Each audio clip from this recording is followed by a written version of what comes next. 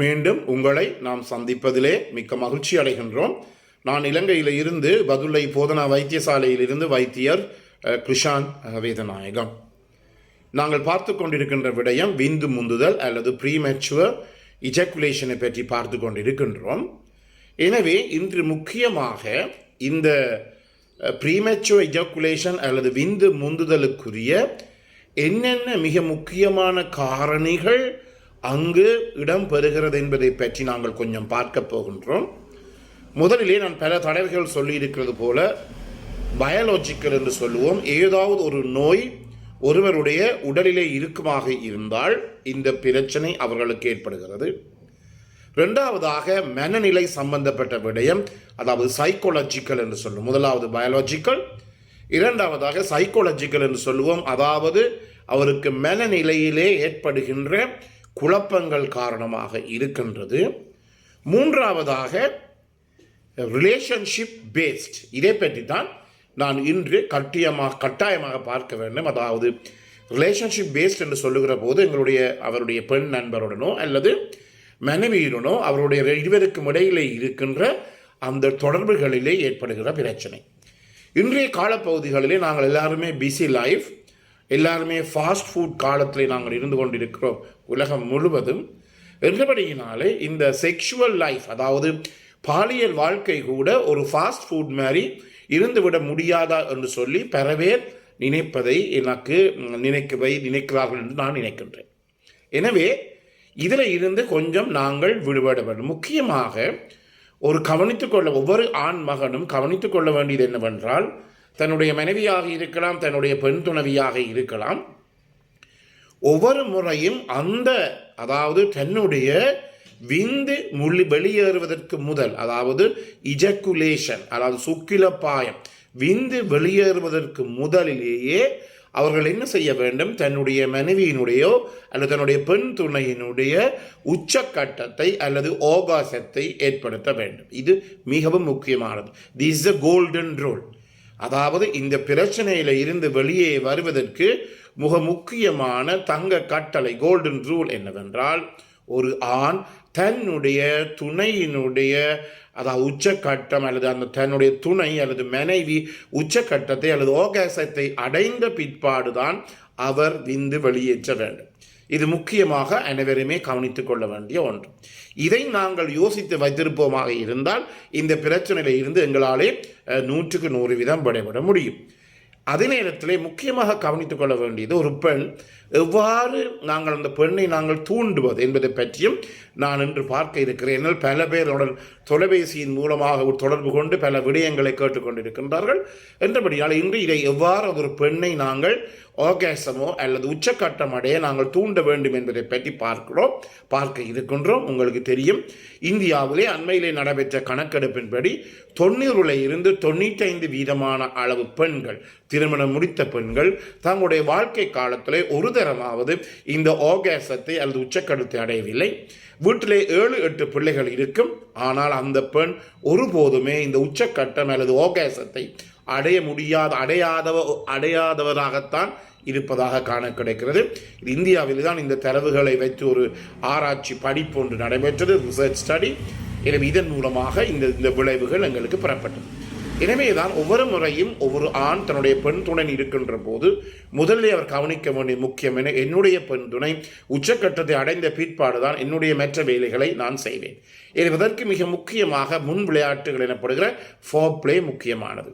இரண்டாவதாக பெண்ணினுடைய யோனியிலே இருக்கின்ற அந்த கிளிட்டோரியஸ் எனப்படுகின்ற மிக உணர்ச்சிகரமான அந்த பகுதியை எங்களாலே ஆணினுடைய கை விரல்களாலே அவர் தூண்ட முடியும். எனவே இங்கு ஒரு முக்கியமாக கவனித்துக் கொள்ள வேண்டியது என்னவென்றால், இந்த கை விரலால் அவர்கள் தூண்டுகின்ற போது சில நேரங்களிலே அப்போதுதான் அவர் மதிய சாப்பாட்டை, லஞ்சை அல்லது டின்னரை எடுத்து போட்டு வந்தால் அந்த மதிய சாப்பாட்டில் மிக உரைப்பான ஏதாவது ஒரு பதார்த்தங்களோ அல்லது குழம்போ இருக்குமாக இருந்தால் உரைப்பக்கூடியது, அந்த கையினாலே இந்த பெண்ணினுடைய யோனியை நாங்கள் கிளிட்டோரியஸை தூண்டுகின்ற போது அந்த இடத்திலே தாங்க முடியாத எரிச்சல் ஏற்படும். இது பல இடங்களிலே நாங்கள் கண்டுகொள்ளக்கூடியதாக இருக்கிறது. பல பெண்கள் எங்களிடம் சொல்லுகின்ற ஒரு விடயமாக இருக்கிறது. எனவே ஒருபோதுமே அந்த பெண்ணுக்கு நாங்கள் எரிச்சல் ஊட்டுகின்ற நடவடிக்கைகளிலே நாங்கள் ஒருபோதுமே ஈடுபடக்கூடாது. முதல் முறை என்ன, இந்த கைகளினாலே இந்த இந்த கிளிட்டோரிஸை தூண்டப்படும். இரண்டாவதாக ஓரல் செக்ஸ், வாய் வழி புணர்ச்சி என்று சொல்லுவோம். உங்களுக்கு தெரியும், இந்த வாய்வழி புணர்ச்சி காரணமாக ஒரு பெண்ணுக்கு ஏற்படுகின்ற உணர்ச்சியானது, உச்சக்கட்டமானது தாங்க முடியாது. மிகவும் வெரி ஹை சென்சிட்டிவ் என்று சொல்லப்படுகிறது. எனவே முக்கியமாக கவனித்துக் கொள்ள வேண்டிய என்னவென்றால், இந்த வாய்வழி புணர்ச்சியானது ஒரு விதமான பிரச்சனையும் கொடுக்காது. அதே நேரத்தில் இந்த வாய்வழி புணர்ச்சியை மேற்கொள்வதற்கு 100% பெண்களுக்கு விருப்பமாகத்தான் இருக்கிறது. ஆனால் அவர்கள் ஒரு முறையாவது அதை அறிந்து கொண்டால், உணர்ந்து கொண்டால் அல்லது அனுபவப்பட்டால் அதை விட்டு போட்டு வேறொரு பகுதிக்கு அவர்கள் செல்ல மாட்டார்கள். எனவே முதலிலே நீங்கள் இருவருமே உதாரணமாக சாதாரணமாக நீங்கள் பார்க்கலாம், இப்போது இந்த காதலித்து திருமணம் முடிப்பவர்களே ஒரு விதமான பிரச்சனையும் கிடையாது. அது எங்களிடம் உண்மையாக சொல்லப்போனால் 12 வயதிலிருந்து ஆண்களும் பெண்களும் காதலித்து திருமணம் முடித்து பிள்ளை பெற்றிருக்கிறார்கள், வருகிறார்கள், அவர்களுக்கு ஒரு பிரச்சனையும் இல்லை. ஆனால் வயசு போனவர்கள் அதே நேரத்தில் இந்த பேசித்தான் திருமணம் முடிப்பதற்கிடையிலே இந்த ஓரல் செக்ஸ் வாய்வழி புணர்ச்சியானது ஒரு பெரிய ஒரு பிரச்சனைக்குரிய விடயமாக இருக்கின்றது. அதனால் நாங்கள் அது ஒரு பெண்ணை நாங்கள் எக்ஸ்ப்ளோர் பண்ணி கொண்டு போகின்ற போது இது கூட காலப்போக்கிலே நடைமுறைக்கு வரக்கூடியதாக இருக்கும். எனவே முக்கியமாக ஒவ்வொரு ஆண்களும் கவனித்துக் கொள்ள வேண்டியது என்னவென்றால், ஒரு பெண் இந்த ஓரல் செக்ஸ் மூலம், அதாவது பெண்ணினுடைய யோனி பகுதியை பெண்ணுடைய கிளிட்டோரிஸையும் வாயினாலே புணருவது, எனவே இது ஆனது மிகவும் பெண்களுக்கு மிகுந்த ஒரு ஈடுபாட்டையும் மிகுந்த ஒரு உணர்ச்சி கட்டத்தையும் கொடுக்கின்ற ஒரு செயல்முறையாக இருக்கும். அந்த இடத்துல விதமான கிருமிகளோ விதமான கிருமி தொற்றுகளோ கிடையாது. அந்த இடத்துல சுகாதாரத்துக்கு விதமான கேள்விக்குறியும் அந்த இடத்துல வரப்போவதில்லை. எனவே இந்த வாய்ப்புணர்ச்சியானது, ஓரல் செக்ஸ் ஆனது மிகுந்த ஒரு நன்மையை கொடுக்கக்கூடியதாக இருக்கும். அதே நேரத்தில் நான் முதலிலே சொன்னது போல உணவுகள், அதாவது காரம் கூடின உரைப்பு கூடின உணவுகளை சாப்பிட்ட பிற்பாடு இவ்வாறு செய்கின்ற போது அந்த பெண்ணுக்கு அந்த இடத்திலே தாங்க முடியாத வலி ஏற்படும். எனவே வலி அல்லது எரிச்சல் ஏற்படும். எனவே முக்கியமாக கவனிக்க வேண்டியது என்னவென்றால், ஒரு பெண் முதலிலே நாங்கள் எங்களுடைய இந்த விந்து வெளியேறுவதற்கு முதல் அந்த பெண்ணினுடைய உணர்ச்சி கட்டம், அதாவது உச்சக்கட்டம் அடையப்படுகிறதா என்பதை முற்றிலுமாக நாங்கள் தீர்மானித்துக் கொள்ள வேண்டும். எனவே இந்த ரிலேஷன்ஷிப் பேஸ்ட் என்ற இந்த பிரச்சனை, அதாவது இது ஆணுக்கும் பெண்ணுக்கும் இடையிலே இருக்கின்ற இந்த பாலியல் ரீதியான உறவிலே ஏதாவது பிரச்சனை ஏற்படுகின்ற போது அது பாரதூரமான பிரச்சனை ஏற்படுகிறது. எந்த மருந்தினாலுமே அதை தீர்க்க முடியாத பிரச்சனை. எனவே பல பேர் என்னிடம் வருகின்ற போது, கதைக்கின்ற போது மிகவும் கஷ்டமான விடயங்களாகத்தான் அவை இருக்கின்றது.